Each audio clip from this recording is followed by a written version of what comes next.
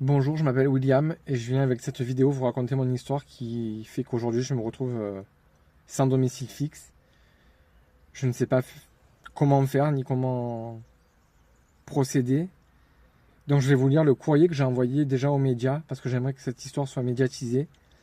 Et si vous pouvez m'aider à partager mon histoire pour qu'elle soit entendue par beaucoup et qu'elle remonte loin, afin qu'elle puisse faire entendre ma voix et mes droits et les préjudices que j'ai subis suite à ça, qui fait qu'aujourd'hui, je me retrouvais interdit bancaire et beaucoup d'autres choses que je vais vous raconter dans mon courrier, que je vais vous lire. Bonjour, je me présente. Je me prénomme William et je viens par ce courrier vous raconter mon histoire que je souhaiterais médiatiser. J'ai été contractuel à l'hôpital d'Albi, dans le Tarn, d'octobre 2022 à juillet 2025.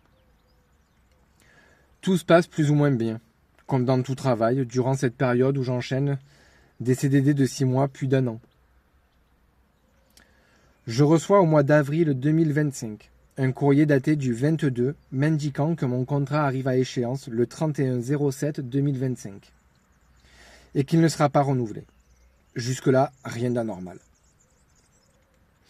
Je m'inscris donc à France Travail le 20 août 2025 car n'ayant pas de nouvelles de l'hôpital d'Albi qui m'avait oralement dit « Vous n'avez rien à faire, on s'occupe de tout », je n'ai pu percevoir aucune indemnité pour le mois d'août.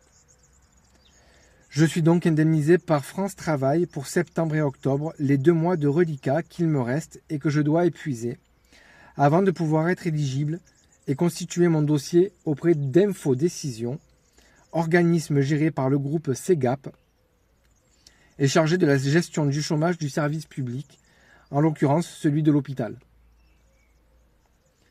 Je constitue donc fin octobre mon dossier chez Info Décision, avec beaucoup de difficultés car cet organisme est injoignable par téléphone et ne répond pas aux mails. Malgré tout, je reçois fin novembre un courrier daté du 24 novembre 2025 m'indiquant que je suis bien pris en charge pour le chômage par leur service. Le courrier précise le montant de mon allocation journalière ainsi que la durée de prise en charge.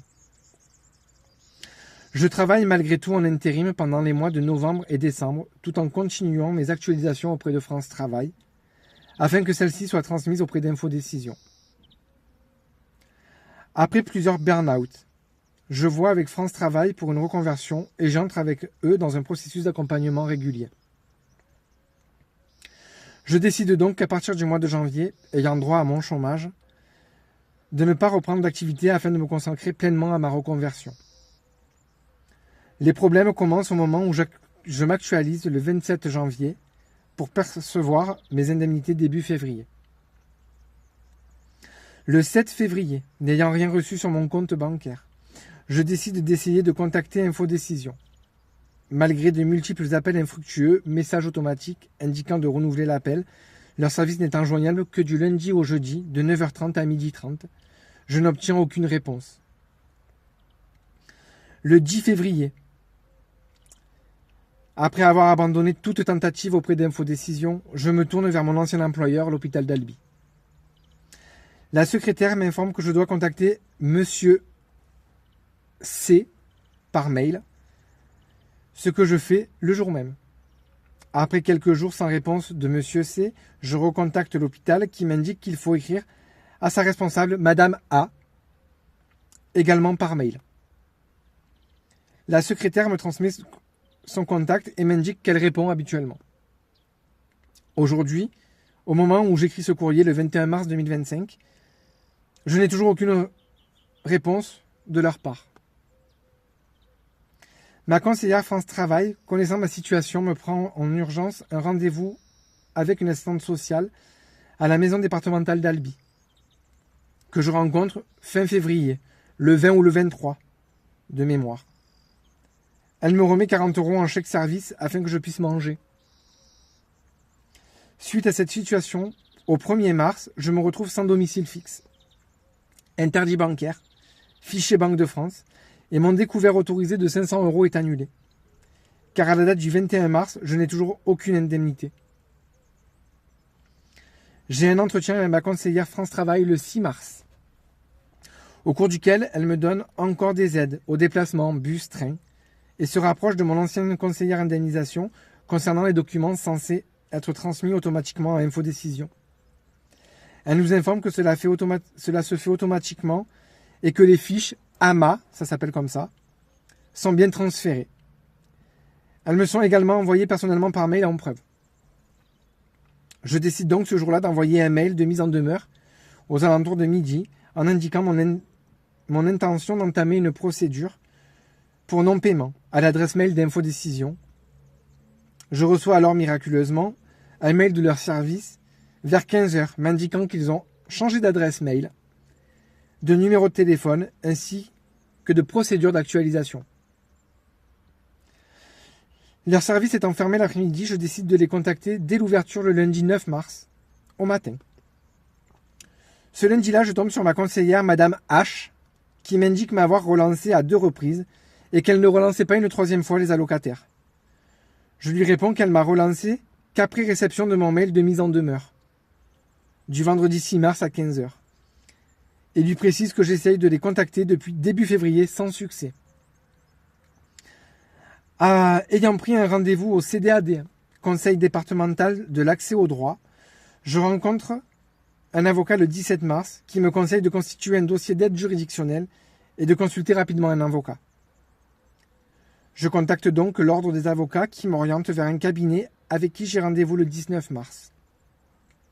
Entre-temps, j'ai un entretien avec mon assistante sociale le 18 mars qui contacte l'hôpital. Celui-ci lui indique que je serai régularisé le 27 mars avec effet rétroactif. Le 19 mars, je rencontre donc l'avocat. Après lui avoir exposé ma situation, il m'indique que, hormis exercer une pression pour obtenir un paiement avant le 27, ce qu'il a fait immédiatement, il ne souhaite pas m'engager dans une procédure longue, 1 à 2 ans, pour un éventuel dédommagement d'environ 1 000 €, qui couvrirait à peine les frais d'avocat. Il précise également qu'il est difficile de déterminer la responsabilité entre l'hôpital, Infodécision ou France Travail. Il me conseille de prioriser la sortie de ma situation financière, puis d'envisager la suite. Je tiens également à préciser que mon cas est loin d'être isolé. Il suffit de consulter la page des avis Google d'Infodécision pour constater des dizaines de témoignages similaires décrivant des situations où des personnes, parfois avec des familles, se retrouvant sans aucun revenu pendant de longues périodes. Cette situation est profondément choquante. En conclusion, je constate qu'aujourd'hui, il est impossible de faire valoir ses droits auprès d'un service public qui m'a pourtant placé dans une situation désastreuse. Je ne peux même pas me défendre ni réclamer des dommages à hauteur des préjudices subis. Est-ce donc cela la France égalitaire ? Parce qu'il s'agit d'un organisme public, est-il protégé ? Ne doit-on pas répondre de ces manquements ? À ce jour, le 21 mars, je me retrouve, je le répète, sans domicile fixe, interdit bancaire, fichier Banque de France, sans revenu, depuis presque 3 mois. Je vous remercie de m'avoir lu, en l'occurrence écouté pour vous. Monsieur William, 42 ans, sans aucun recours pour faire entendre ma voix. Je ne sais pas si cette vidéo aura l'effet escompté. En tout cas, si vous pouvez la partager pour que mon histoire soit entendue, remonte et puisse peut-être m'aider à faire valoir mes droits, à pouvoir réclamer les dommages et intérêts des préjudices subis que j'ai reçus. Ça serait merveilleux. J'espère que la France, qui n'est pas aujourd'hui égalitaire, soit au moins solidaire. Je vous remercie pour votre écoute. Merci pour votre soutien et merci de partager. Bonne soirée à tous.